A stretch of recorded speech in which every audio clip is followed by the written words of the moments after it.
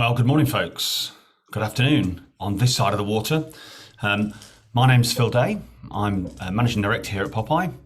Normally we'd have these sessions without the camera. I'm here in the Popeye office today. There will be a Q&A, a few Q&A sessions throughout this. So the camera will be on throughout the Q&A. Otherwise, it will just be the decks and the presentations that you'll see. So coming up, we've got a lot to get through in the next 80, maybe 70 minutes if we're quick. We're going to look at these technologies for you, and I'm going to run through them really quickly because you've seen them in the running order already. In all, we've got 13 different types of technology for you and software solutions throughout the morning, and you'll see the Q&A panel session is there. And we've already had Leanne saying that she can't hear me, but I'm guessing / hoping that that's okay now.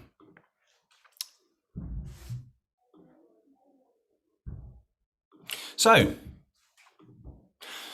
massive thank you to our contributors today. You can see them on screen here. This idea was spawned out of a conversation I had with David Bayliss, who works with Brand Experience Lab, about how we can get some emerging technologies out into the marketplace. The word innovation is often something that we get asked a lot about here at Popeye, and it's something that's actually very difficult to define. To one person, it's something shiny and new, and to another person, it's yesterday's news. So what we've tried to do today is bring you a really broad spectrum of different types of technology that are out there hitting the market right now and emerging onto the market. Some of which you're probably already aware of, perhaps used in a different way. Others hopefully are quite new to you. Now, the session today is going to be a mixture of live demos. I always say never work with children, animals and live demonstrations, so we're going to put one of those to the test today. But there are a lot of pre-recorded sessions. And there will be rapid back-to-back slots, as I've mentioned earlier. And the other thing you'll notice is with the live slots, there will be a strict cut-off at the 5-minute mark. That's to make sure that it's fair for everyone and so that it's rapid fire and we don't get bogged down in too much detail. It's a real light touch. And those pre-recorded sessions I already know are within that 5-minute mark. Hopefully for those contributors that are here with us today live, I won't have to cut anybody off. There will be a very, very short Q&A. I'll be able to man the portal for you, so please put the questions in there.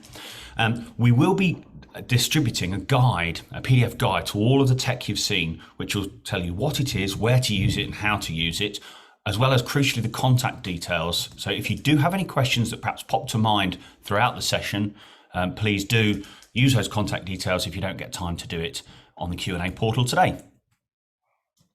All of the content will, as usual, be recorded and published onto the Popeye website for our members.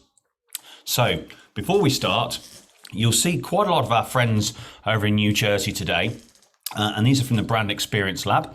And I'm just going to promote David up to be a panelist. So David Polanchuk, you're now promoted to panelist. Feel free to grab the screen and say a quick hello from the Brand Experience Lab and give us a flavour of what you're doing there.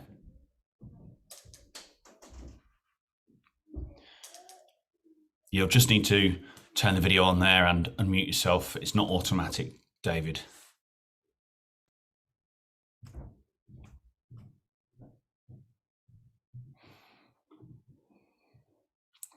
So David, we can't hear you there. There we go, we can hear you now, connecting to audio and right, video. It says the video cannot start because the host has stopped it. So I'm not going to hang around too much longer if we can't make that tech work. It would be a shame because you've got a good setup there, which we've seen.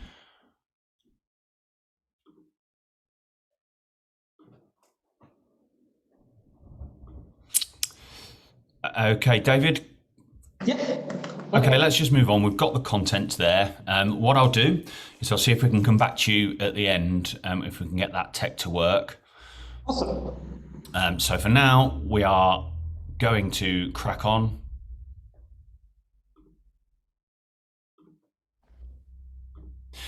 So, as I say, you'll see a lot from Brand Experience Lab today. But first, we're going to jump into our first presentation.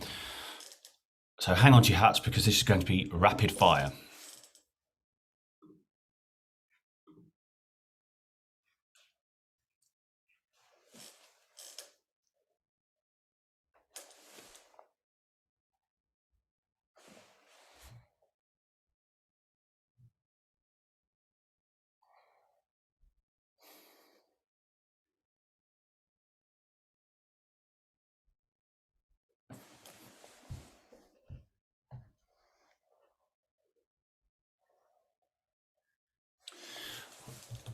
Okay, we don't appear to have any sound on this, so that's going swimmingly well. Please bear with me, folks. It all worked fantastically on the rehearsal. Just bear with me.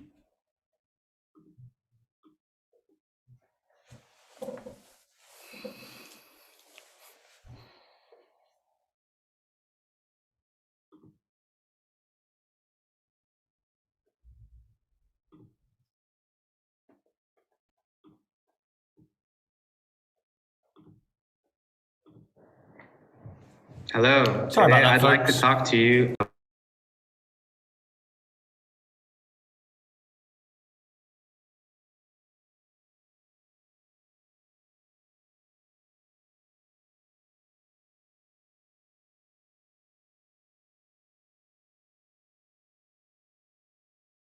about experiences and is very, very suitable and adaptable for social media.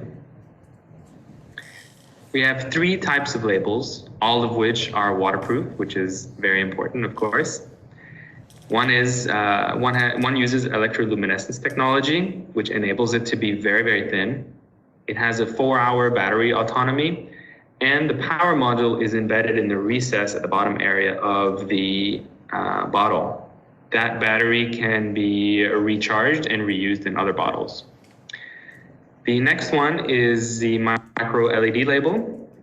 It is thicker because the power supply is integrated within the label itself. It also has a 4-hour power autonomy, and it can be switched on and off on the label. The last one, and my favorite one, is the connected label. So it's a little bit thicker than the first one we looked at, and also has a 4-hour minimum autonomy. Again, as before, the power module is embedded in the bottom area of the bottle, and it has a dedicated app to control effects. I'm now going to show you a small promo video.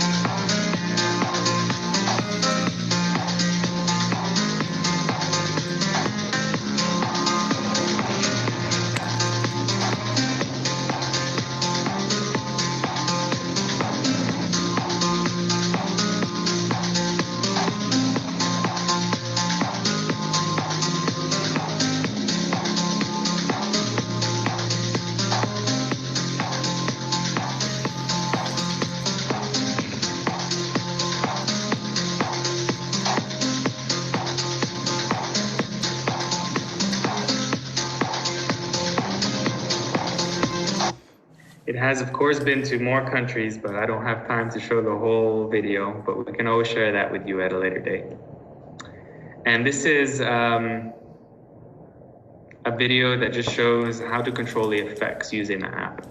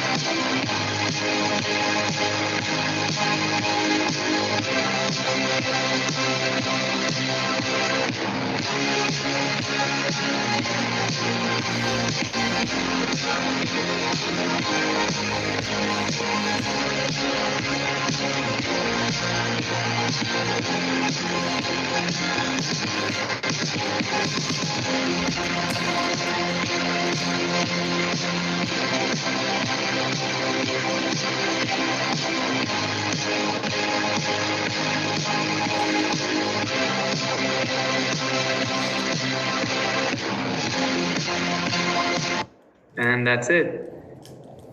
I hope you enjoyed the presentation and the luminous labels that we have. If you have any questions or want to know more, do feel free to reach out. Thank you very much. Wonderful. Thank you, Habib. I know you're there. If you can unmute yourself for us. We've got a question in through the portal, which is interesting because I was about to ask the same question, which is really around, it's a simple question, but how do you recharge the batteries? I mean, I'm assuming it's rechargeable and not disposable. Yeah, that's right. And it's a shame that the video is not working because I'm here with the labels behind me and I was going to show a demonstration of how it works. But all I can say is that you have a little magnetic unlocker that you place the bottle on top. You then twist the bottle around and the battery falls out the bottom. And then you've got a big panel that you basically place all the batteries on. It holds a few hundred batteries, and you can take them off whenever you want. So it's the bottles themselves, unfortunately, are not recyclable, as you can imagine, but the battery, and that's an important part, a piece of tech, is. We can reuse that. Cool, thank you. Have we got any more questions from the floor? I think that answers the question we had. Here we go. We got you. Perfect. Yeah, you fire away. Show us, Habib. Show us. Right. So goes in here, goes on top, twists out, and it falls out of the bottom like that. And then you basically place it on this big panel of batteries to just recharge. And what do you say the life is of a battery there? It's 4 hours. Cool. So typically, when you have it for on trade, that's all you really need because I mean the bottles are drunk much faster. If you have as well a display that is against the back wall of an on trade, typically those displays are not real bottles of alcohol. It's just a fake bottle with a label, so it's always plugged in. So you can always have a light show sort of at the back of a bar or something, and then the ones that come out in the buckets, they will be the ones that you can drink from, and they also do the light show, and then you just replace the battery from underneath. Great. Oh, we've got one question coming in. What's the minimum size of product that this could be applied to? Great question.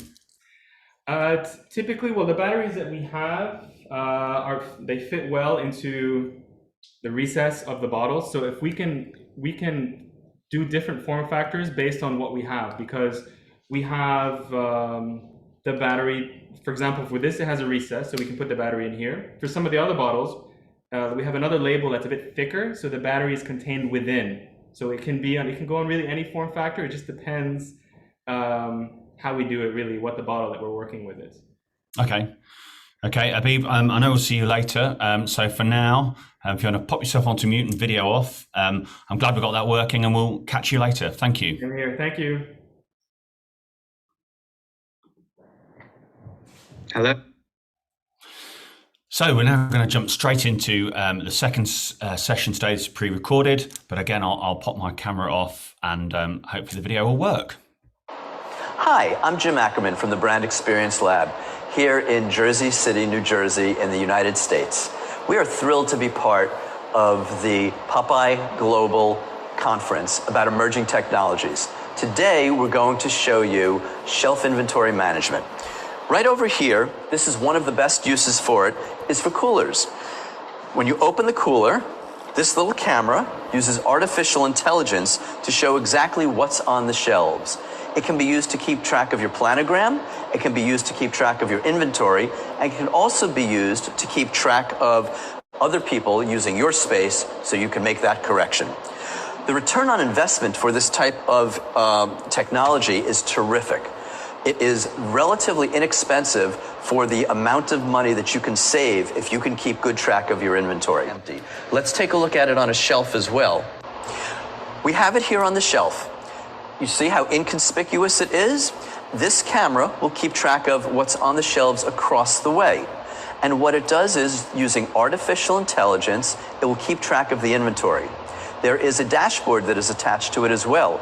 So the information can be sent to either your sales manager, your district manager, the people at the actual store, or it can be sent to headquarters, wherever you would like. It is customizable. The return on investment for this technology is terrific. Imagine if you could keep your shelves filled, both in your busy stores and in your slow stores. You could really arrange to have the replacements done of your inventory at the right time.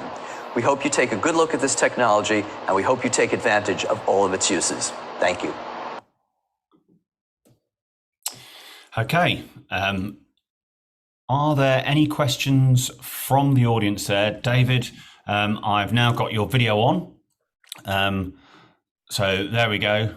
And we have you off mute, hopefully, if you just want to test the sound for us. Yes, how does that sound? Great stuff, thank you. There's a few gremlins in Zoom today, so hopefully we've ironed those out now. But if you want to take the opportunity now, David, to say a quick hello from New Jersey.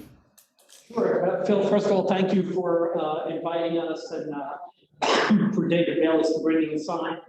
We're happy the camera got working because, as you see, we're all wearing pants. I know that was really critical, Phil, when we talked in our planning sessions. I'm David Polinchak. I'm one of the co-founders here at the Brand Experience Lab. We are a 14,000 square foot playground for emerging retail tech to recreate the retail experience.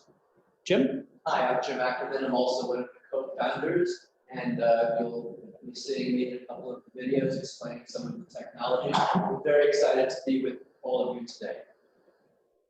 Got it. Hi, I'm Katrina. I'm the marketing and project coordinator at the Brand Experience Lab. I'm very happy to be here and also sharing the technology that will be up. Great. Well, there aren't any questions in the portal, and in the interest of time, we're going to move on. So I'm going to just mute you guys for now and move on into the next. Oh, we've got a question in there. What software is required to manage the data? So software is provided along with the system, so it can be used for any particular kind of software, and it can integrate directly into the systems that the company has. Cool. And another question there, just as I was about to move on, I'm glad we checked, was in terms of the tech, how accurate is that? If a customer picks up a product and puts it back, does the system track that? It does. I won't ask you to go into more detail than that. That's certainly good enough for me. So thanks for that, guys. These are exactly the kind of questions we want, folks. So please keep them coming. It'd be really nice to get a couple of questions for every contributor today as we move swiftly through them. So we're going to move on again, sticking with the guys over there in New Jersey with the Brand Experience Lab. Hi, I'm Jim Ackerman, coming to you today from the Brand Experience Lab in Jersey City, New Jersey. Today we're here to talk about a really exciting new technology called Data on Things, or DOT for short. What is Data on Things? Well, Data on Things is a way to print on all sorts of different kinds of materials, and it can be used for a number of things. One, it can be used to authenticate what your item is or what your brand is. It can be used for promotional purposes. It can be also used for informational purposes. Let me show you what we have today. It's very different than QR codes. QR codes, you need to have a separate printing of the actual QR code, and it also is this crazy little design that interrupts what you're working on. However, the Data on Things is actually in the printing process, and the same printing process that you use for your items, and so it's a much better way to convey information. Let me show you how Data on Things really works in real life. So this instance, we're going to use this for authentication. A secret code has been printed on this piece of leather to authenticate it. This can be used for handbags or any kinds of leather goods that you want to make sure that people aren't copying and it's the real thing. So your customer has to download an application, and then you take the app and you put it over,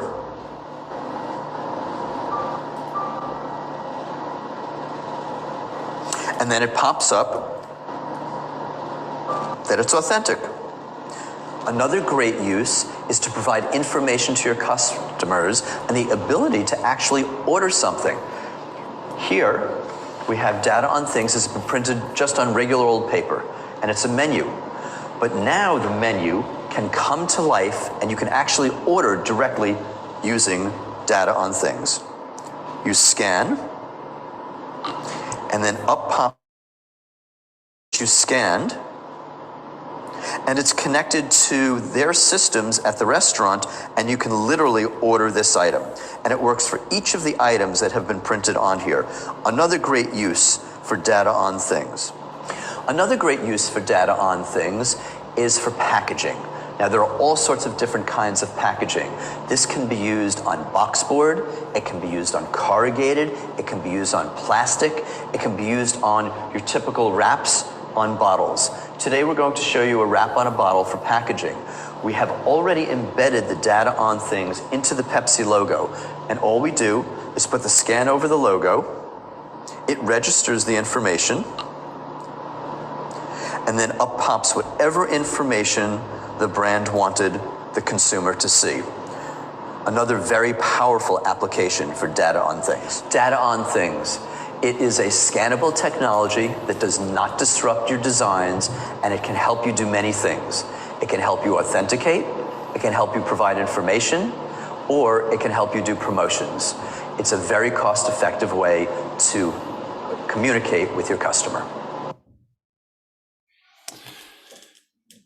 Okay, guys, you can unmute yourselves there. There's one question that's come in immediately. So the question is, how does a shopper know that the Scanner on Things feature is available on that particular product? So the brand or the retailer would have to promote it and have a call to action in the store or wherever they want to use it. It's Sure. something that there would have to be some knowledge passed on. Okay, and my question, unless there's any more that come in, I just scribbled down, is in terms of, is there the software to actually produce that print finish? Is there a particular piece of software needed, or do you have to be a particular digital printer that carries that out? So the way it works is the original artwork goes to the partner company. The code is embedded into that print, whatever that print file is, PDF, PNG, whatever it is. And then on the printing side, you just print it like you would normally print it. Okay, marvelous, great. So with no other questions, we are going to plow on. So guys, thank you, David, and then very slick, excellent, it's better than me. So we're going to move on with the next session today. Hi. Thank you for the opportunity to share an overview of Base Technologies. Base is an insight company with a proprietary platform that helps brand owners manage, measure, and maximize the return on investment from their shopper marketing spend. Base Shopper was born out of an insight that major brand owners struggled with the complexity of coordinating budgets, activations, and campaigns, and deciding which investment choices make the biggest difference. With the fragmentation of media channels, increasingly split responsibilities across external and internal teams, together with the new ways of working required to operate effectively in a post-COVID-19 world, current systems and processes to power effective operations need reimagining. So at Base Technologies, we've developed a planning, budget, and workflow management solution for shopper marketing teams.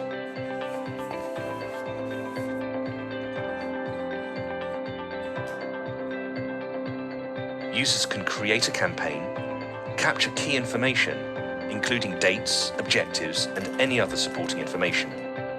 Budgets can be assigned for financial reporting, and shopper touchpoints planned. The detailed touchpoint plan is captured at a granular level, aligned to the shopper journey, including timings, SKUs, stores, shopper reach, and production quantities for later evaluation and reporting. Finally, cost types are assigned to enable the organization to keep track of its financial transactions with suppliers. Once the plan is saved, the information is immediately written to the database. The activity plan Gantt chart allows users to view the full go-to-market plan at the touch of a button, presenting information in the popover, with the ability to filter further on the fly to view marketing and shopper marketing activities, together with promotions, range reviews, and other customer activities. Base Shopper provides an instant view of budget and spend commitments for all plans in order to view what's been allocated, committed, or spent.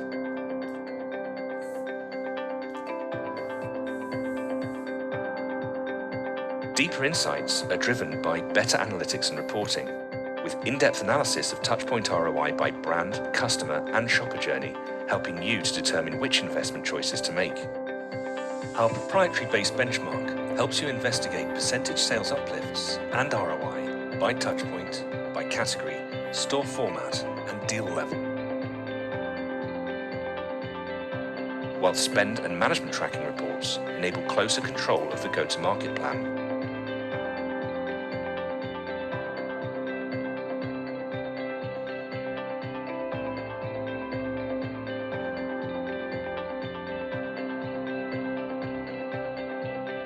So you've heard from us. Let's hear from one of our clients about his experience of working with Base. Hi, I'm Craig Woolley, Head of Marketing Activation at Heineken UK. We've been working with the team at Base Technologies for approximately 5 years now. They've become a real critical partner to us. They've really helped us over the past few years deliver a step change in our return on investment model from our bus shopper marketing activity. They've been critical in the planning, development, but most importantly for us, the evaluation of all of our spend, helping us drive a greater return for our marketing investment through data-driven analytics, insight into the effectiveness of the shopper journey, but also where to spend the money and with which customers. I believe that shopper marketing has never been more of a critical part of the marketing mix as it is today. It delivers brand equity, shopper conversion at the point of purchase, and increased sales. The team at Base have been brilliant, really experienced, dedicated, but also challenging us when we need to be. And most importantly, they just have a real passion for shopper marketing. Thank you.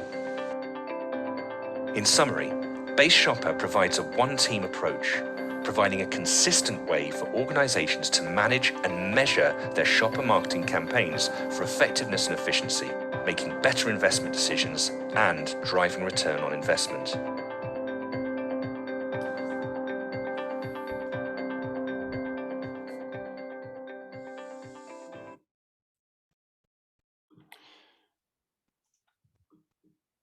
So, I am joined now by Nick Wilson from Base Technologies. Nick, just until anything comes in there on the Q&A portal, I've got a question which hopefully you'll find relevant. It's about the whole shopper journey. When I started at Popeye 15 years ago, a shopper was relatively easy to define because it was a person in a shop, but that's all changed now and it's elongated and there's lots of different touch points. But what's your understanding in terms of the impact of shopper marketing effectiveness along that whole shopper journey? How can Base help with that? Yeah, thanks, Phil. It's a really good question. And I think when I first started in shopper marketing, shopper marketeers generally looked after the things that were in store and marketing looked after all the other things.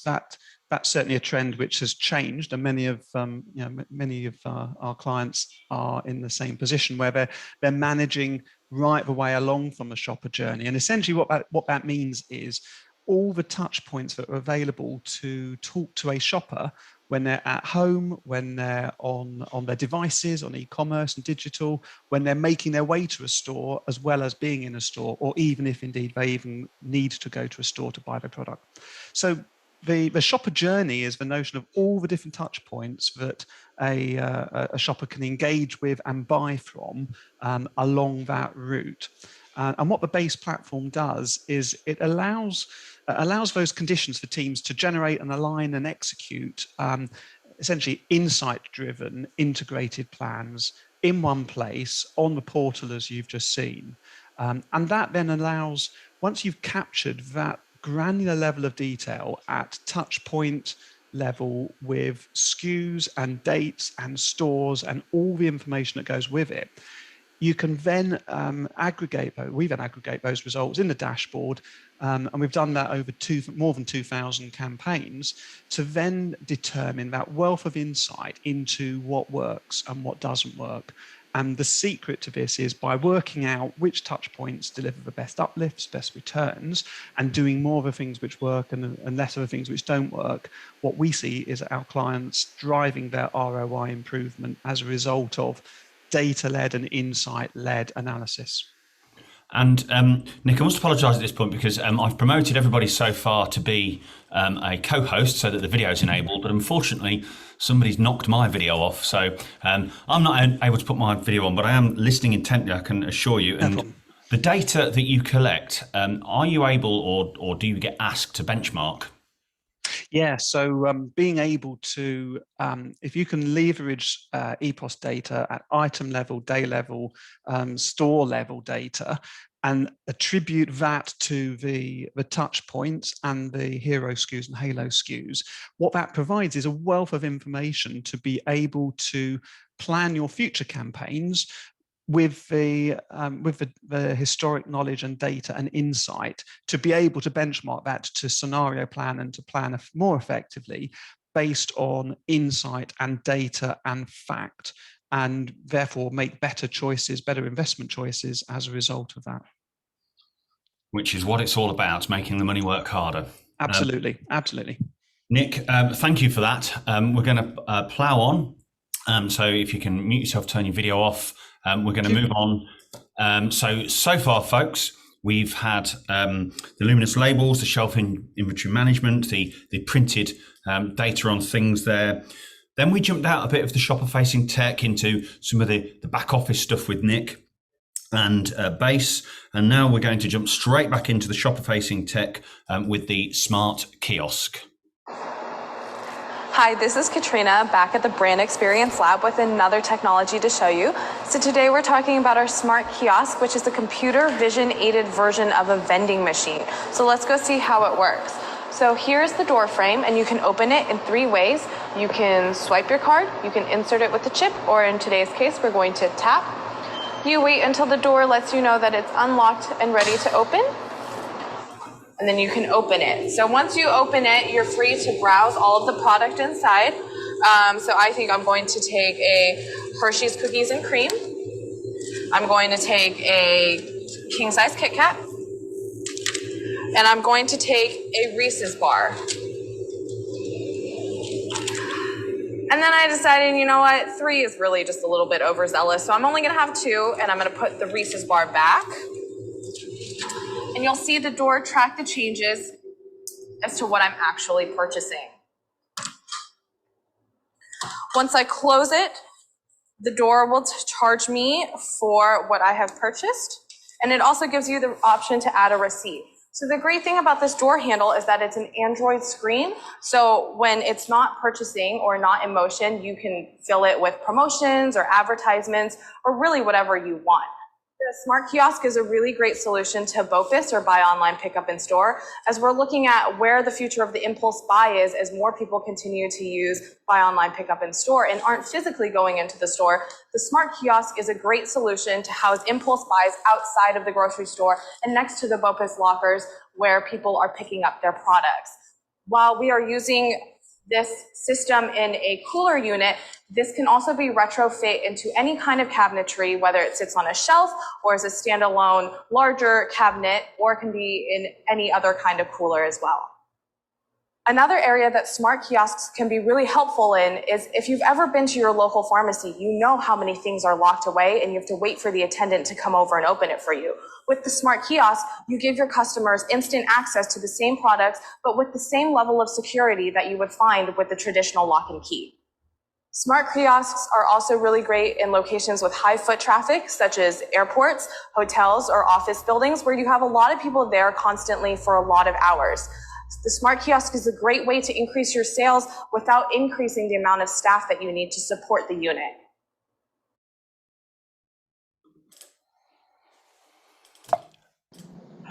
Well, thank you for that, and welcome back. The technology is working again.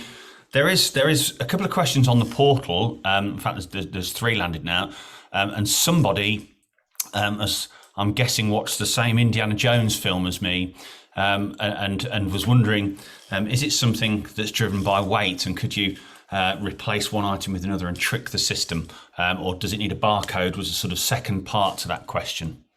So the system it uses cameras and it actually tracks by label. So it's not a weight-based item. So it scans the label specifically. So when you're taking an item and putting it back, it records it as the same item. Thanks. And a really good question has just come in here.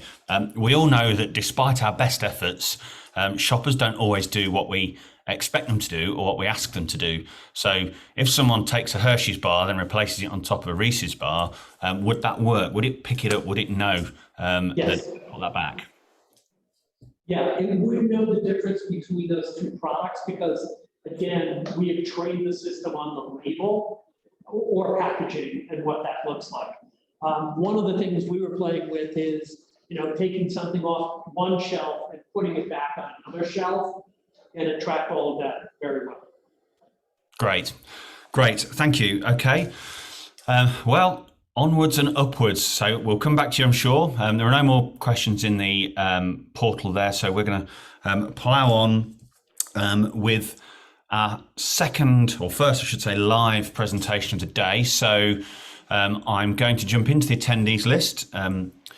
And Jeff, I'm now promoting you to panelist. It'll just take a second to come through, Jeff, and then we should see you pop up there.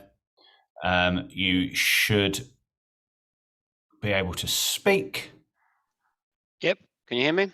Marvelous. Yeah, we've got it, Jeff. So your video will be enabled shortly, and you can take control of the screen, share your deck, and the time starts as soon as you kick off.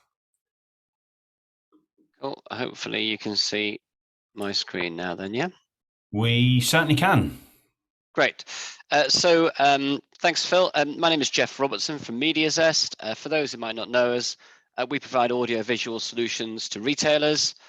We've been doing that for about 45 years all over the globe, and we work with people like Pets at Home, Lululemon, Hyundai, Samsung, all over the world. So today I'm going to be talking about touchless technology for interactivity. What is that? So we've all seen the sort of explosion in the use of touchscreens in retail in recent years, but with the advent of COVID, people not wanting to touch them, but also advances in technology, there are now new methods to interact in the same way, but without actually touching the screen. And I'm going to talk about two of those today, one being gesture sensors and the second being mobile phone control. These are developed, fully ready to go solutions. We've already deployed it in client sites on different campaigns with our partners, Big Group Retail. So they are sort of, real and ready to deploy. So first off, gesture sensor. So this is using infrared sensors to track movement close to a display. So if someone walks up to the display, can they control it with a simple arm movement? And we translate that into a command to scroll through the content, change volume, and so on.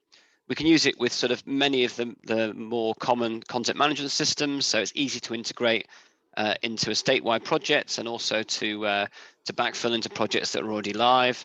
Very cost effective and nice and impactful bit of retail theatre. And I'm going to show you how that works. This is a demo at our offices. So this is, you can see just a quick swipe left or right. We can change the content. We can move through videos. We can go up and down to turn the volume up and down. It's great for things like, I'm going to do that on mine. It's great for things like display areas where there might be multiple displays. You don't want the volume on the whole time, but you want someone to be able to go and interact with it and then turn the volume up themselves. And we use a little sort of icon in the right corner so the customer gets some feedback of what they're doing. So that's gesture. The second one we're going to show is mobile phone control. Again, very cost effective. This one you don't need to be right in front of the display. You don't have to be up close. And this is a demo of it that we recorded earlier. So I will start that.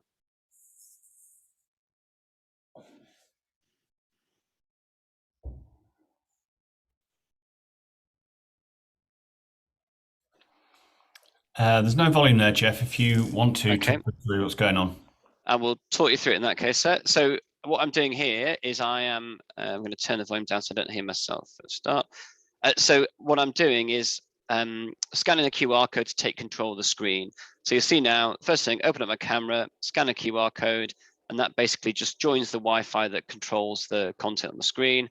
And then the second one actually takes me to the demo page that I'm going to be looking at. And then I'm going to turn it around because it's a landscape rather than portrait content. And now I'm going to use the phone to control the content on the screen. So in the same way I'd use a touch screen, but actually I'm doing it from my own phone. So obvious advantages at the moment in that it's my phone, not touching anything else I don't know anyone else has touched. I can look at information on the second screen on my phone, so I can play with that. I can find out more. I can go backwards, and I'm just going back on the demo at the moment. I'm going to choose another piece of content and trigger it on.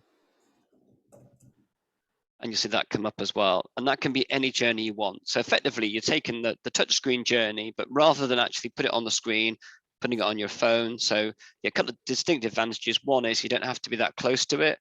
Two is you can use a bigger screen. So you're sort of almost casting to a second screen. It's quite a nice, high impact way of doing it. And three, it's the customer's own phone. So any concerns they've got with COVID, that obviously goes away. And the final one is that obviously they've then got your information on their phone as they leave the store. So they've already started a journey. So you've got that in their pocket so they can, you can follow up once they've gone out. In terms of why we'd want to use it, customers are looking to actively engage with brands and retailers in store more than ever. I think, we're all seeing that as we sort of come out of the pandemic, whether it's a click and collect sort of transactional or a full experiential piece. All of the research that we're seeing, it shows that's going to be very, very important in bricks and mortar in the coming years, and it's going to get more and more important. In terms of where we use it, we talk about anywhere really that customer engagement can be beneficial. We always consider the type of interaction required and the depth of control. It might just be a straightforward touchscreen is the right answer. It might be you want a bit more theatre. If it's a complicated journey, then that's better suited to mobile because we can touch on that and move it, be a bit more precise. If it's a simple content selection, if you want someone just to walk up and without any hassle, just gesture and swipe through, then the gesture sensors are a really cost-effective way of doing it. And that's me. Thank you for your time and look forward to any questions. Brilliant. Thank you, Jeff. I'm just going to take back the screen there. Bear with me. So, yeah. Jeff, hello. Hiya. Where do you think what sort of typical retail sector does this kind of tech lend itself to most readily? When's the shopper most in tune to jump on and use this kind of tech? Does it vary, or do you think it doesn't make a difference? I think there's all sorts of places you can use it. I think the gesture's great for busy multi-brand stores, supermarkets, department stores, places where people are going to walk up and maybe want to interact. You've maybe got lots and lots of displays, paper and digital, and you want to distinguish. I think the mobile's great where you've got a sort of a complicated proposition and you can really delve into it. And also one where people might come and do a bit of showrooming, but then maybe go home and buy it as well. So they can, explore online at home, come into the store, look at it, and then go away and complete that journey. Thanks for that, Nick. There's a question, Nick, John Paul, George Ringo, Jeff. There's a question that's come in on the portal there. Does it need to be connected to the web? Is it able to work offline? Both can work offline, yeah. So even the mobile phone. So actually we create like a local Wi-Fi network where you're connecting to it. So you're connecting to the device, the setup, if you like. So yeah, you don't need Wi-Fi, which is great because obviously places like, supermarkets and department stores, sometimes difficult to get a signal or to get permission. Great. Okay, there are no more questions coming through the portal there. So getting your name right on this occasion, Jeff, I shall thank you for your participation. And we'll move on. Cheers. Thank you. So I'm going to jump back into the portal now. And Alexander from Inspector Cloud, I'm promoting you to panelist. So Alexander. Yes. Yeah, hello. Hello. You have your deck available? Yeah, sure. Okay. So, so my name is Alex. I'm a CEO and co-founder of Inspector Cloud. What we're basically doing is we're helping FMCG brands take control of their own shelf availability. At the moment, we're operating in 6 markets, connecting almost 30,000 of end users that are sales representatives and the merchandisers.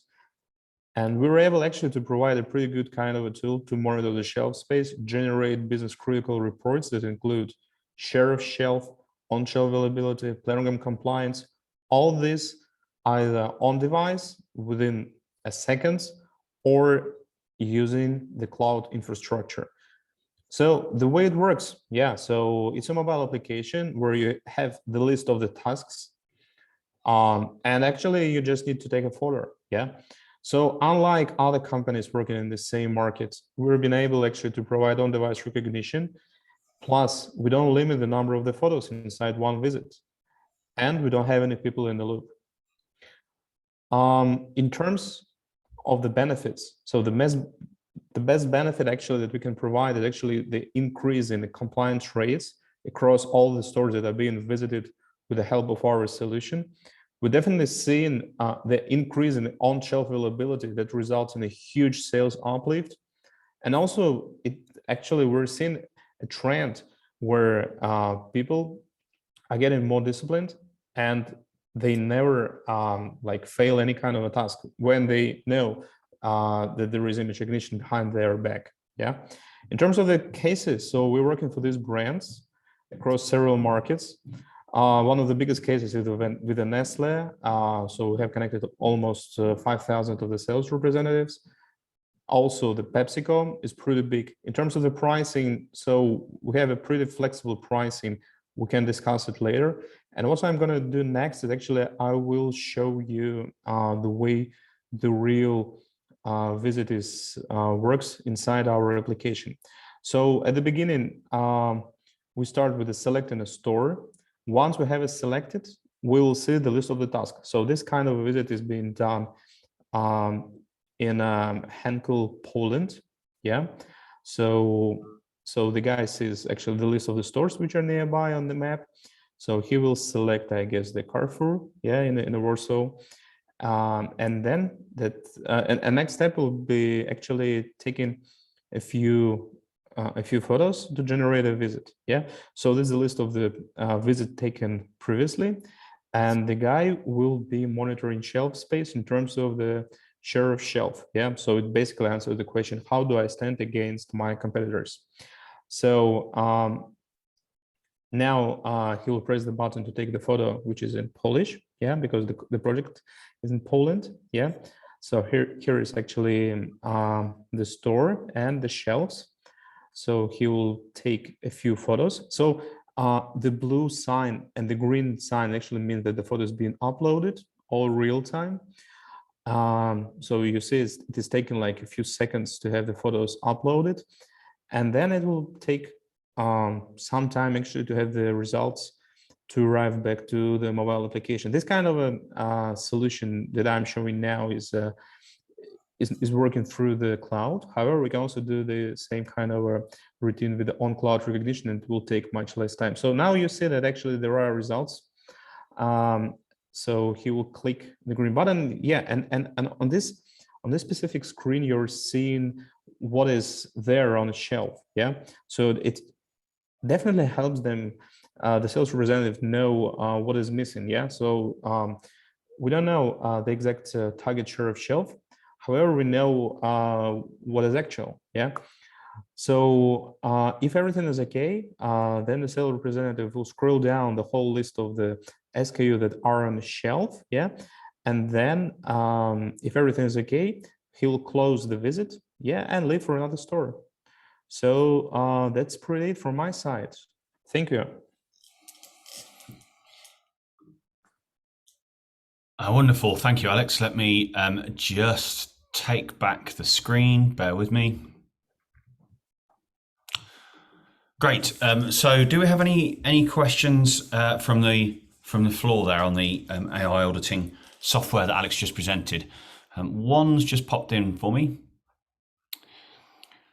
I have to say, so a few questions are coming from John from CJ Retail Solutions in the audience today, and John, they've all been crackers, absolutely brilliant questions. So thanks for that and keep them coming. This one in particular, Alex, how easy is it to sync with a series of different planograms?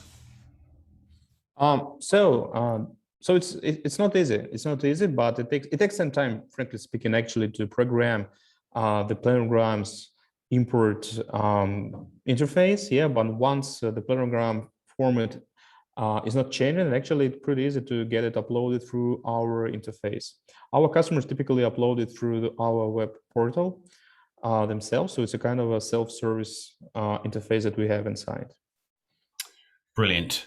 Thank you for that, and thank you for the question. Very pertinent question. So, Alex, thank you very much. Thank you. We're going to move on. So back over to New Jersey. The way that technology behaved itself today, I'm very, very pleased that we decided to pre-record these. So back to the Brand Experience Lab for the AR for retail. Hey, David Polinchak back with you from the Brand Experience Lab. Next, we're going to show you some really cool stuff I've been tracking for about 25 years now, augmented reality. It's become very hot, especially with everything going on with COVID and the inability to touch things and to take experiences outside of physical places and put them out into the real world. What's great about augmented reality is it allows you to overlay digital information onto the real world. So if you're talking about simple things like map directions and things like that, awesome tool. But really, as you talk about retail and the ability to overlay additional information, models wearing it on the runway, what it looks like in your living room, things like that, great tool. In fact, we used an AR tool when we were painting our house and discovered that more than one of the paints we picked looked great when you're looking at a swatch this big, looked terrible when you were looking at a big wall. So let's show you some AR tech that we have here in the lab. So this will be not as much fun as it is in real life, but as you can see, I'm aiming at a picture, and AR has brought the whole picture to life. So completely still image, and then picture now coming to life.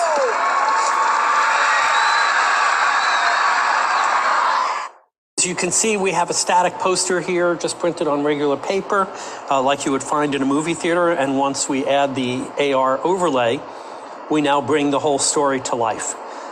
There is audio that you can add to this. I've just turned it down for the purposes of this video. But as you can see, we've gone from static to full interaction. The same thing again over here.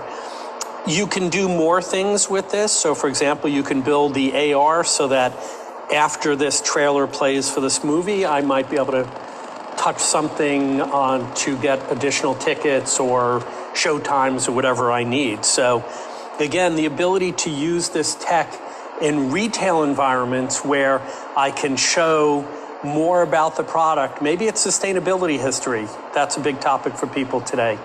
Or maybe a little bit more about the supply chain, where it came from, or maybe what else it goes with. AR is a great tool for that. The other thing that AR is awesome for is that it makes any environment a retail environment. So it brings physical retail from the store itself to anywhere in the world. We're in fact working on some prototypes for e-commerce, where you become the retail store itself. Hopefully you'll be hearing more about that in the future.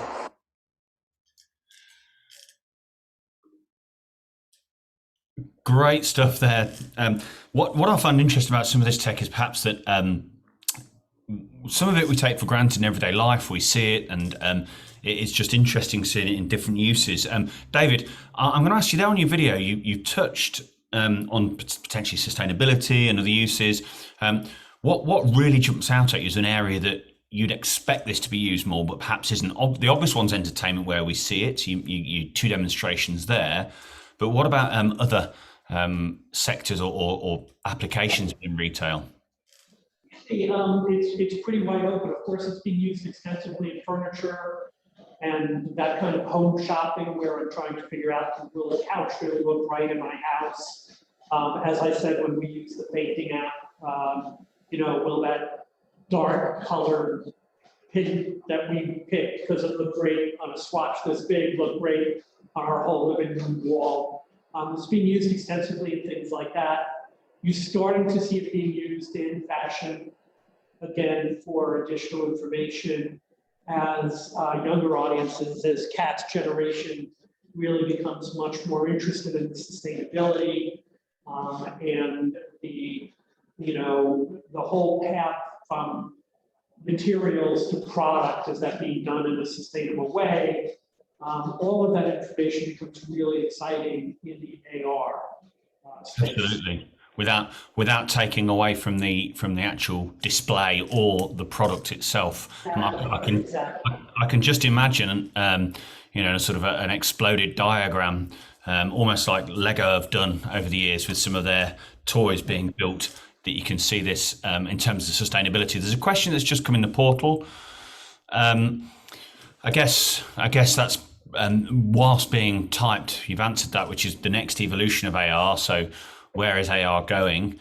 So you've touched on that, David, or Jim or Kat. If there's anything else you want to add into that, then please do. AR is also applicable for more industry side as well, not just consumer facing. We weren't able to include it in our video, but we're also working on this AR feature where retailers who produce displays are able to place displays inside physical stores to see what the display would look like before they actually take it and place it. So AR is also applicable for the industry side, not just for consumers and trying to draw consumer attention to stores. Great. Okay, well, in the interest of cracking forward, we've got about a half dozen more applications to bring. We're going to move forward. So again, just bear with me, folks, while I promote.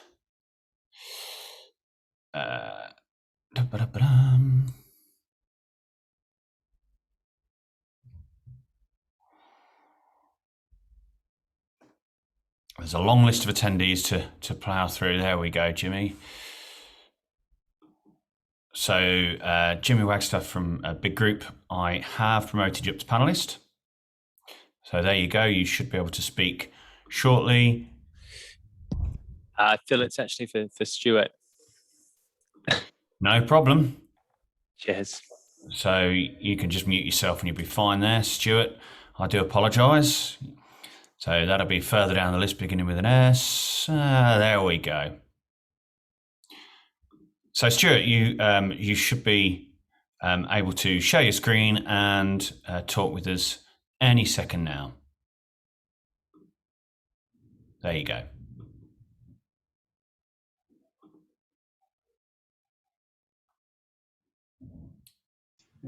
Yep, we've got you. Yep. You should be able to share your screen now with us.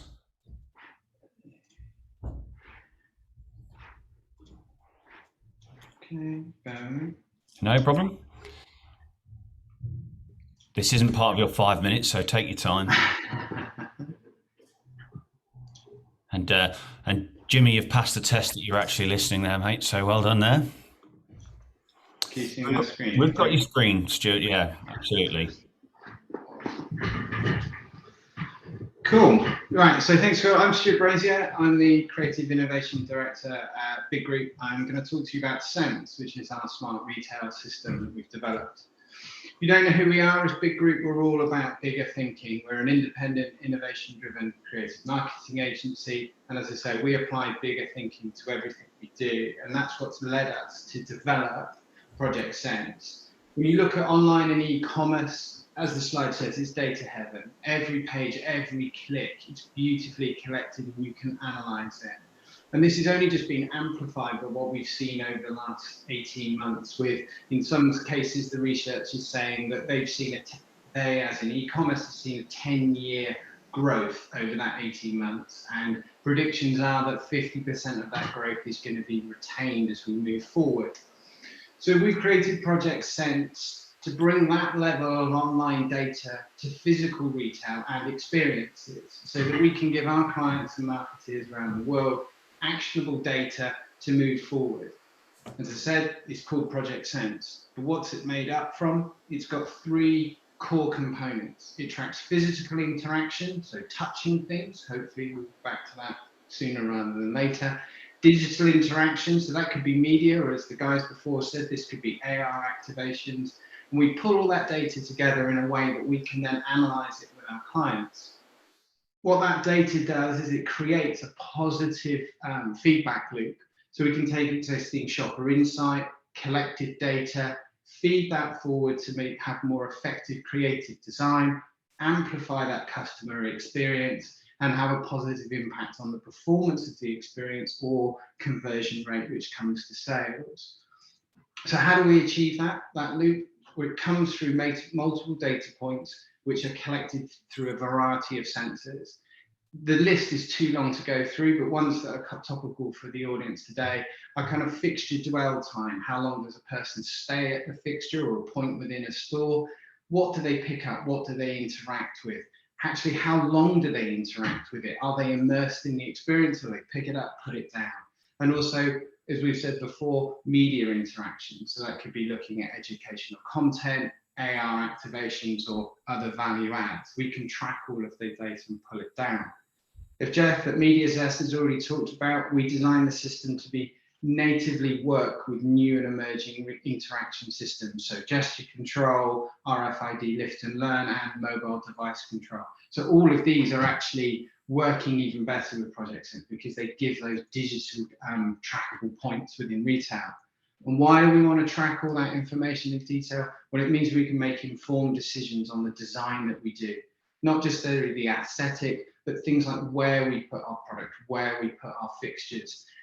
We can run A/B testing of different fixture design and placement within stores. If one thing the pandemic has taught us, the localism trend is a massive thing that we need to observe. So one solution does not fit all. So we need to understand what works where and how do we do it.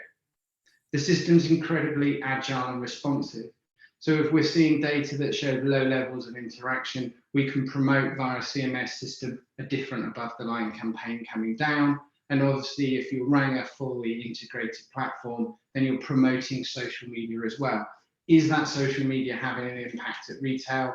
With this system, you can synchronize those two and see what's working and not what's working. Data's great. You can have as much data if you like, but if you can't understand it, it's not worth very much. So we've pulled all this together for our customers and clients in a really simple data dashboard that you can self-service yourself, or you can work with a team big to create really actionable reports, which allow the teams at Big Group, or if you've got your own data science divisions, a deeper dive once you've got that data.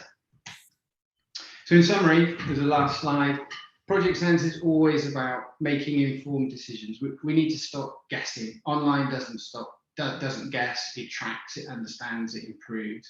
And retail and trade need to do the same thing. We can deliver that data we've collected in simple, digestible forms, and it works with almost any product or service that we can go with.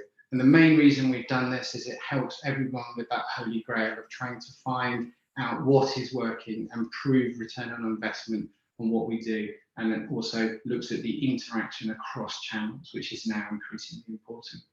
So thanks for your time, and any questions, love to hear them. Thanks very much, Stuart. Again, let me just grab back the screen there. So whilst people are putting in the questions through the portal, Stuart, you talked there about the ability for Project Sense to be able to adapt other media messaging, other channel messaging, whether it be social, et cetera, et cetera. Have you done any sort of A to B testing within that to see what the effectiveness has been in store?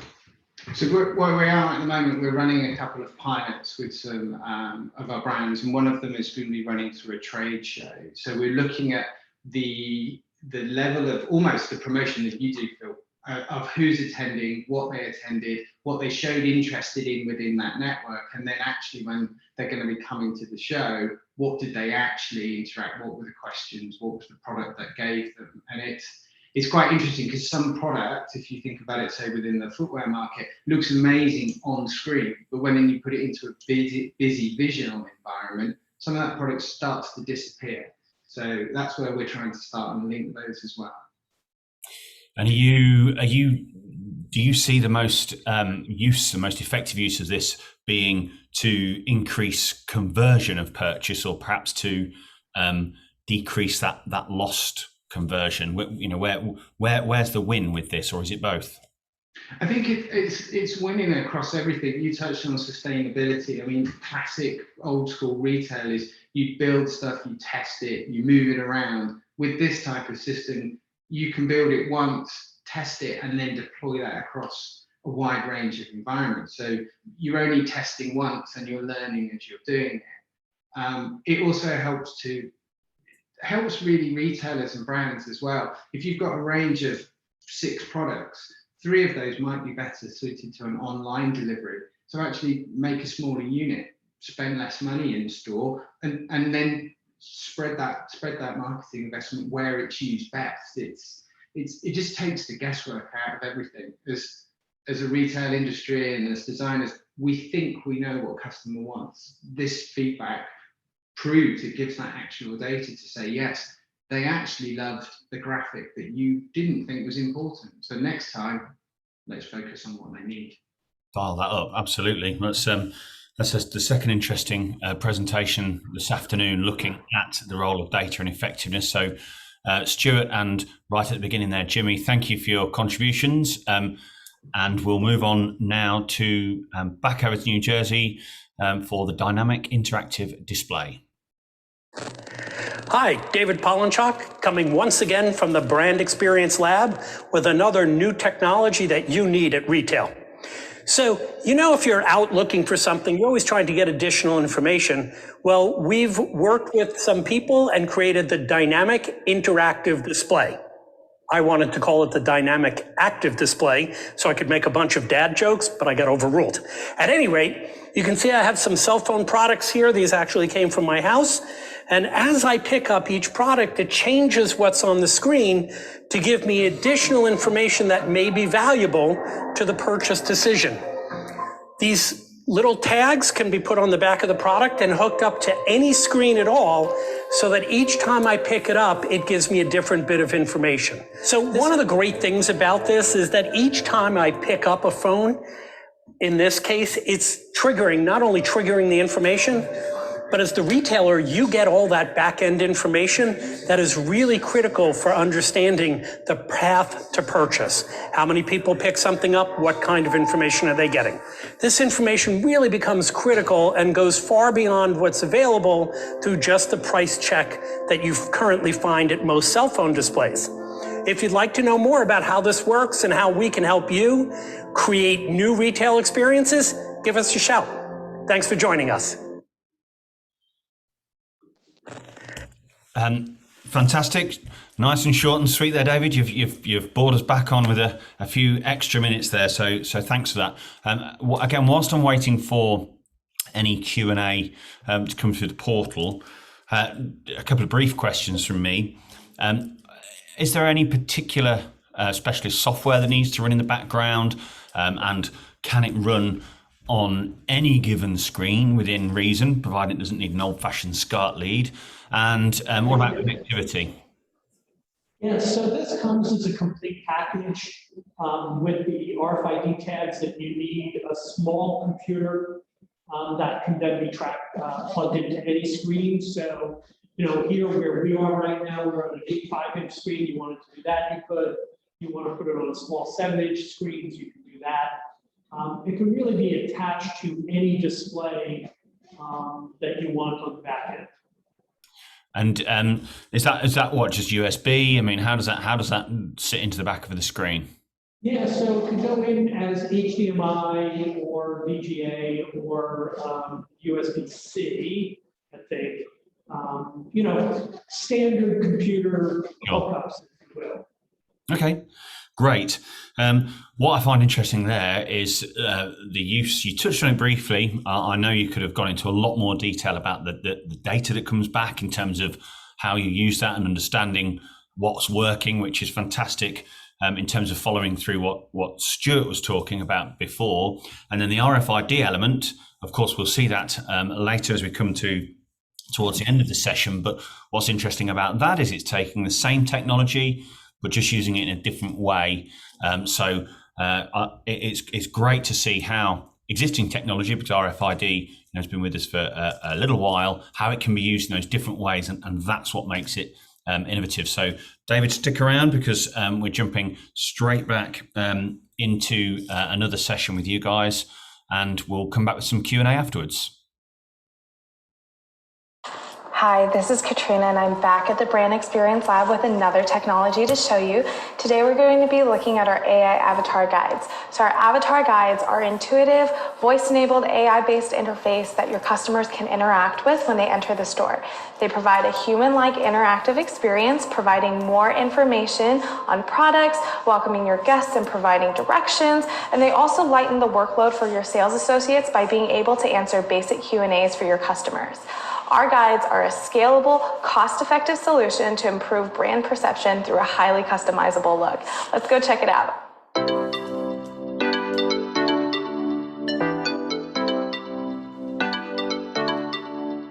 One really cool thing about the AI avatar guides is that they have automatic sensors.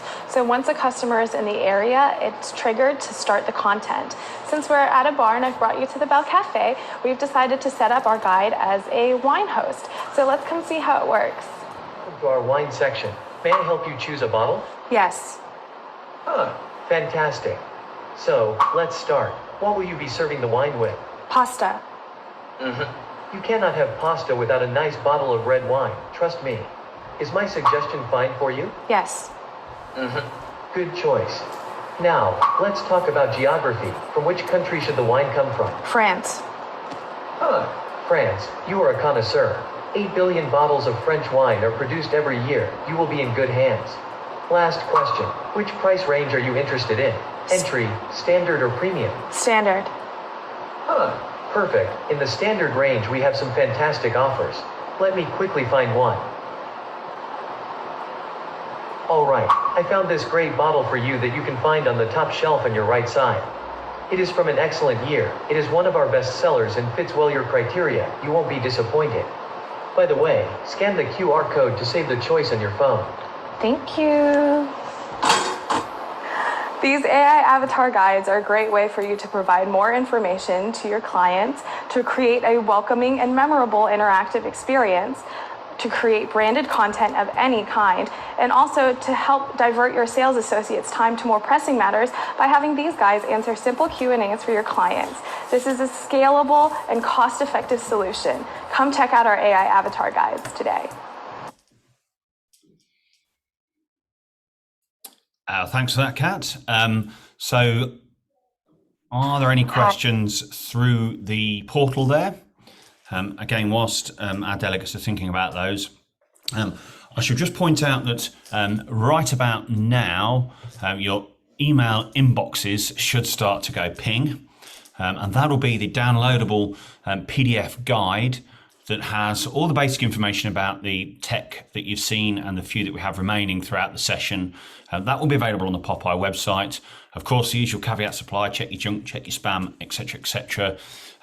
But Kat, in terms of the other applications other than the wine, I mean, the wine's an obvious one there. It worked really well. It looked to be very intuitive. But where else do you see it lending its tech to most easily? Yeah, so the guides are a great kind of office welcomer. You can use them in several different locations because they can be programmed to answer whatever questions you need them to. Some of the most common ways that they're used right now is to kind of replace the reception desk idea. So maps of the office building, it can tell you, how to get from point A to point B. If you have a guest coming to the office, it can alert you and call you at your desk and say, hey, guest XYZ is here. So that's one of the most prominent uses of it right now. But it's also really great for a branded experience if you're trying to give your customers a specific experience. You can have the AI avatar guides as almost like a virtual host to take your customers through the experience you want them to have. And you mentioned there that you can change the questions. Is it fully customizable as long as you know what the typical Q&As might be? I mean, how does the AI element work? Yes, it's fully customizable. The AI does work that way so that it can adapt. For instance, if you're using it in a hardware store and you're not sure which tool to use, you can code it for that. And so it can really get down into the details that the customer might really need. Great. And final question for me, can it run on any hardware? You look like you've got a tablet, a standard kind of tablet running there in the lab. Can it run on any hardware? Yeah. Yeah, what's been great about what they did was they originally, as many companies have done, pivot throughout the years. They originally thought that they would be a full-on production company where they would make all the content themselves. They started to realize that was a great idea if they had 2 clients, but a terrible idea if they had 10 clients. So they're actually building an SDK so that you as a client would actually build all of the content yourself on a base platform. Sure. Okay, well, I know we'll be seeing you one more time before the end, so thank you for everything so far, and we'll move on. So, Habib, you should still be a co-host from earlier and available to take control, share your screen, etc., etc. We've got your volume. Yeah, I don't need to do that. I don't think, Phil, it's a pre-recorded one. Well, that just shows that one of us paying attention. So we'll crack straight on. Just bear with me a second. There we go. Hello. Today I'd like to talk to you about MeUMei's RFID smart shelves. You would typically find these in a travel retail or department store location, anywhere where sales and inventory data can be slow to arrive, take weeks, months, even longer. In some cases, never get any data. Because on-shelf availability is one of the key sales drivers, it's very important that brands have timely access to sales and inventory data. Our Smart Shelf solution enables that in those information-poor environments. You can have the best marketing in the whole world, but if you don't have the products on the shelf, it's not going to sell. What our product enables you to do is you're able to see sales and inventory information in near real time without having to wait for any retailer data, which in turn enables to make faster supply chain decisions or even to fix any operational issues that might be happening at the store level. How does this work? So we would apply RFID tags to the products in one of 3 places, either at the factory, at the distribution center, or at store. Typically, we would recommend that this is done at the factory level so that it saves the in-store labor from doing that work and enables them to do the important work of selling. We would do a little study to determine which is the best tag to fit with the product and its packaging. We would also continue that study to figure out which is the best way to position the antennas on the shelf for the product. And then we would make sure that those antennas can reach the internet so that we can track sellout that way. How that works is that if a product is removed from the shelf, it's taken off the inventory. When it's put back on the shelf, it gets added back into that inventory. So if we say that a product is off the shelf for more than a couple of minutes, then we could identify that product as sold. Of course, if that product does come back, we then add it back into inventory. Here's a video demonstrating how that works. So I've got my colleague Rob over here who is picking up items off a smart gondola.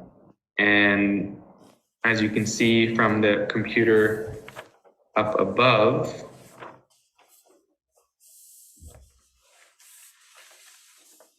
it is taking products off. So he's now taken off about 8 products. And now the system, it's doing its calculation based on the number of time that we have programmed into it. So in a second now, it's going to show that there are 8 items that have been sold.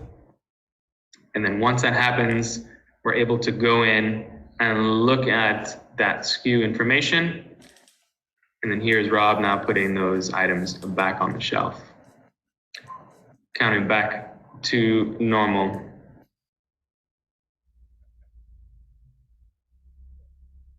There you have it. So we can present this information via a dashboard through our One Home estate management platform in a module called Insights that we have there. We can look at the sales and inventory per hour, so what's been sold, what the replenishment is, what the average inventory maybe should be or what it is, what the top 5 units sold are, what the average display inventory is, and also SKU information. Because this is our own system, we can customize this dashboard any which way our client would like. I hope that you found this presentation useful, and please reach out to us if you'd like to know any more. Thank you very much. Wonderful, thanks, Habib. Just a couple of questions from me, or at least one until, or if we get any through the portal. Now, the unit that you had in the video there was obviously a unit you'd produced either for the video or for a client or whatever, but what about the tech? I mean, it's obviously quite a different question. What about the tech being applied to, can it be retrofitted existing units that are out there now? Yeah, I mean, it depends really on what the shelf is, but we have done some retrofits before. If we have space, we can put in the antennas. If it's connected, we can build the shelf to fit in as well, depending on the kind of fixing that the shelf has. So there are a couple of different ways to do it, to retrofit, so that is possible. And the final question from me, looking at the portal, there are none there, is just around recyclability and RFID antennae and tags and that kind of thing. Does that get in the way? In terms of recycling the tags, you mean, or the equipment? The equipment, the products. I mean, the shelves themselves, they have a pretty long life, so I'm not sure about recycling the tech itself. It's not something that typically, when you get sort of RFID shelves and antennas, once they come to end of life, there's not much you can do really to bring them back, but they do last quite a while. And the product, the packaging? Oh, the packaging itself, we put the RFID on the packaging, so that's really up to like the client packaging itself, like if they themselves recycle it or not. Because in this case, although Mayumade does produce packaging and we do have sustainable packaging, we don't necessarily put it on our own product. It's whatever the client might have. Okay, well, Habib, thank you for that. We're coming to the last couple of presentations and the last sort of 10, 15 minutes of the session. So thanks for your participation over the course of the day. Thank you. So for our final visit over to New Jersey, we're going to look at shoppable live streaming.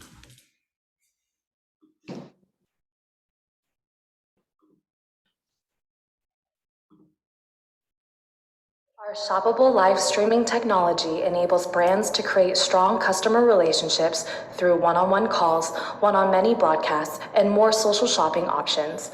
With the simple download of an app, customers can immediately call brand representatives with any inquiries straight from their phone. Centralized in one simple-to-use app, it has never been easier for your brand to create and maintain personalized relationships with clients.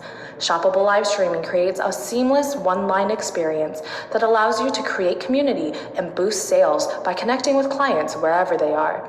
Elevate your brand's retail experience and increase your sales. Try shoppable live streaming today. I wanted to show you some of my favorite products from the Heyday line that you can only find at Target. Sweater's a little bit bigger, so I usually size up. So for this case, I got a large, but look how cute it is.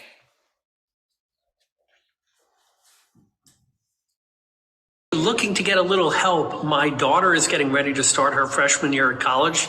Thrilled to death about that. And I wanted to surprise her with some fun items for her dorm. So much for asking that question. We are here in the dorm section, and I just want to show you a couple things that I think your daughter would really, really like for her space.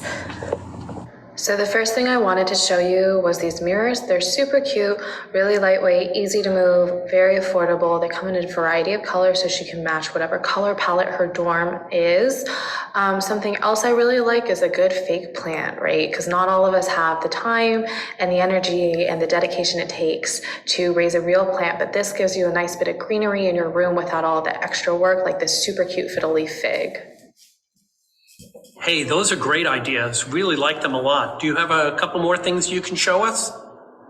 Some of our other favorite essentials include a letter board so she can put up fun messages or reminders, and then string lights are always a great way to brighten up your space and decorate it with a little bit more than just the harsh light of a standard dorm room.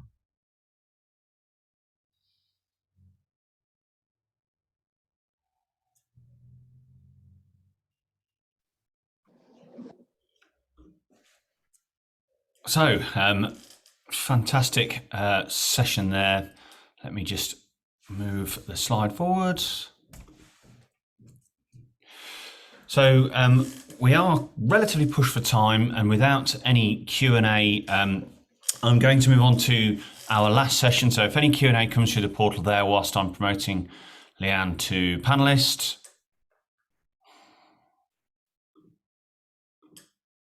So Leanne, any second now, you should be able to take control of the screen.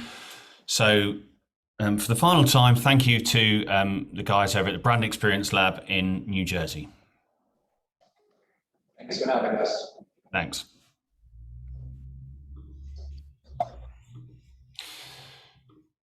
So Leanne, we've got you there and you're connected to your audio and you should be able to take the screen. Perfect. Can you hear me okay? Yep, loud and clear. Cool. Let me just get the presentation. That's it, we can see that. It's in presenter mode. So we can see all the notes and things, but it's not an issue.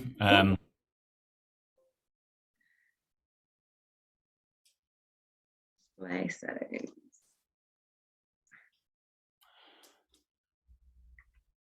Sorry, 2 seconds. That's all right, take your time. Might go again. Yeah, it sometimes helps if you come out and then go back in, so. That's all black.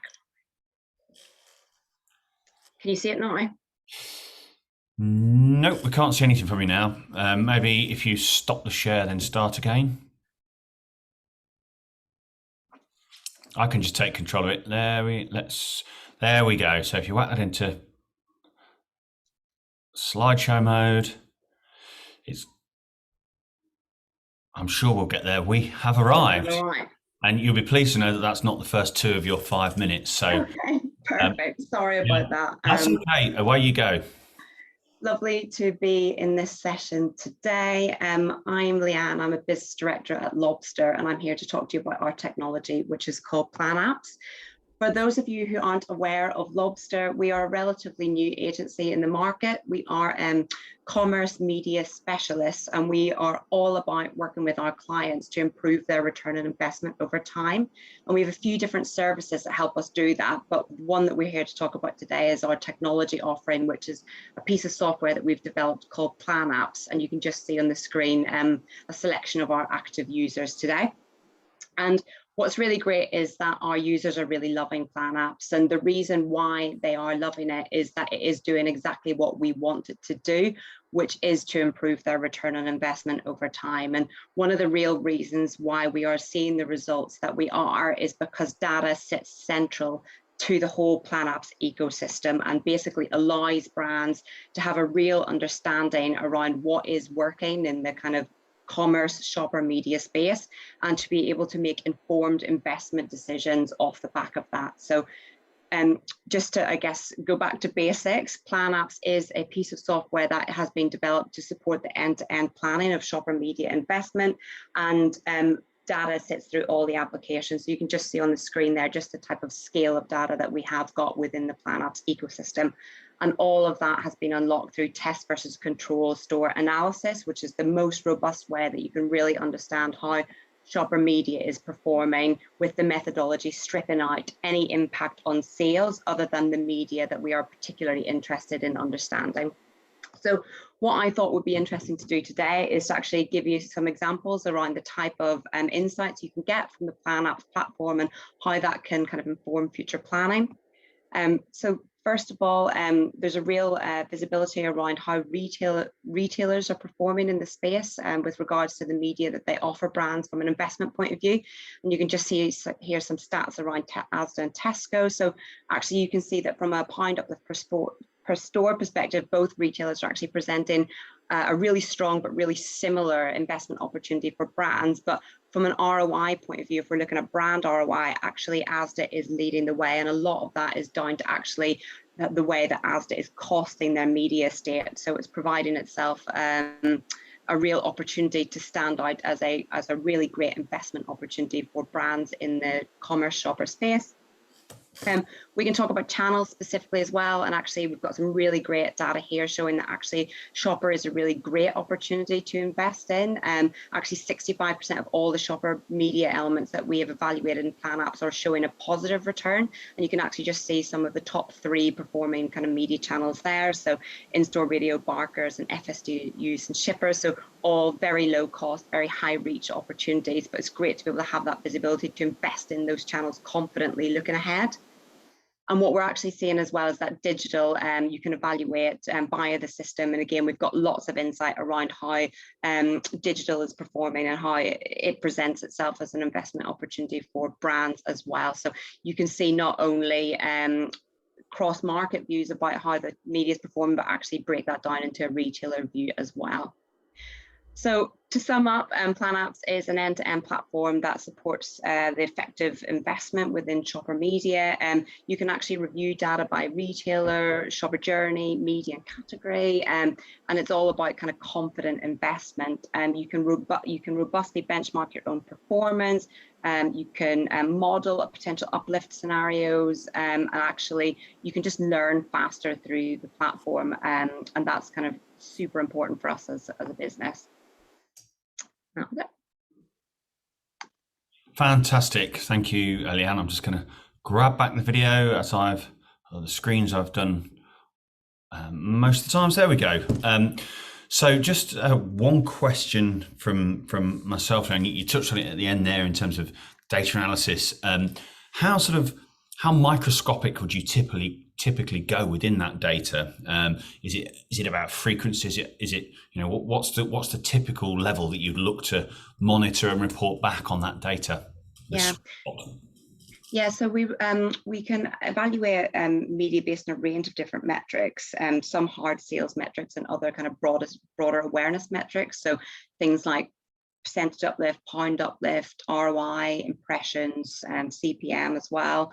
And we can look at that across the brand hierarchy and even into the category as well. So how has the featured SKUs performed? How's the brand performed? How's the category performed?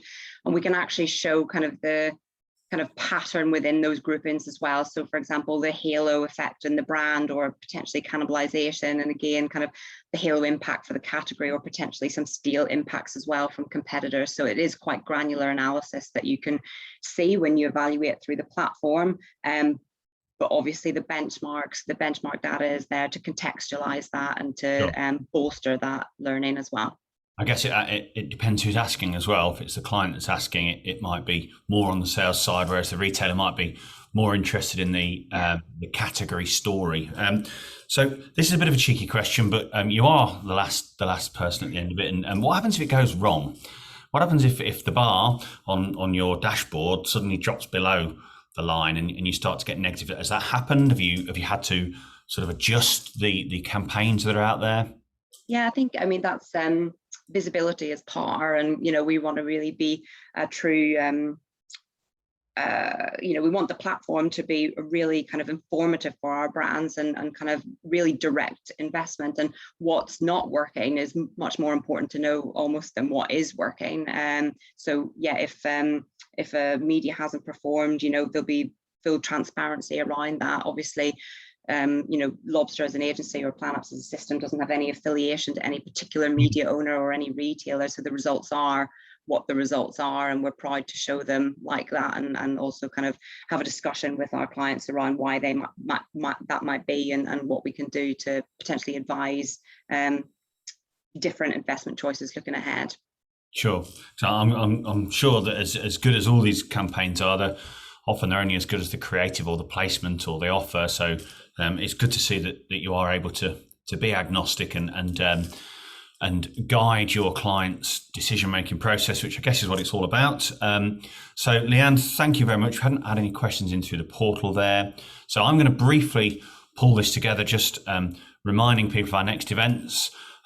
Next week, the sold out Popeye Awards dinner, absolutely spectacular that it won't be delivered by technology and that I won't be in charge of it. We'll be face-to-face in London, in person, with 520 guests. Then the week after that, digital signage, digital in-store workshop. This is very much, again, it's face-to-face, very much about getting under the bonnet of digital applications, understanding stakeholder management, understanding how things work, how to build that business case, how to measure the impact of display. And there's a couple of people that have been with us today that will be with us again. So look at that on our website. Moving ahead, over in Dublin, because of course it's Popeye UK and Ireland, we have a sustainability shopper seminar. So we run 5 seminars throughout the year. The first one that was face-to-face was a few weeks ago in Manchester, which was fantastic to see everybody after such a long and dark period. Over in Ireland on the 3rd of November, we have our Dublin Sustainability Shopper Seminar. And then we finish up the year with another shopper seminar, this will be face-to-face in London on December the 7th. I do know who the speakers are, and they're going to be very good. Big household names, just going through the PR machine at the minute, so I'm not allowed to tell you who they are, but keep abreast of the Popeye website, because of course as Popeye members, you are entitled to come en masse to that. Interestingly, December the 7th always has one of the biggest attendances of the year. It finishes at 12, and it's almost like someone set the fire alarm off as everybody goes off Christmas shopping. So that's it in terms of the rest of this year. Awesome to see it all face to face. Back to today, I want to say a big thank you to all the people that you see on the screen that have contributed to today. Technology has proved to be our friend and our foe at times, but we got there. You will hopefully have had the PDF land on your desks today. So to Big Group, to Brand Experience Lab, to MediaZest, to Base Technologies, Mayume, to Inspector Cloud and Lobster, thank you very much for contributing all the tech today. And we hope to see you all very soon at one of our upcoming events.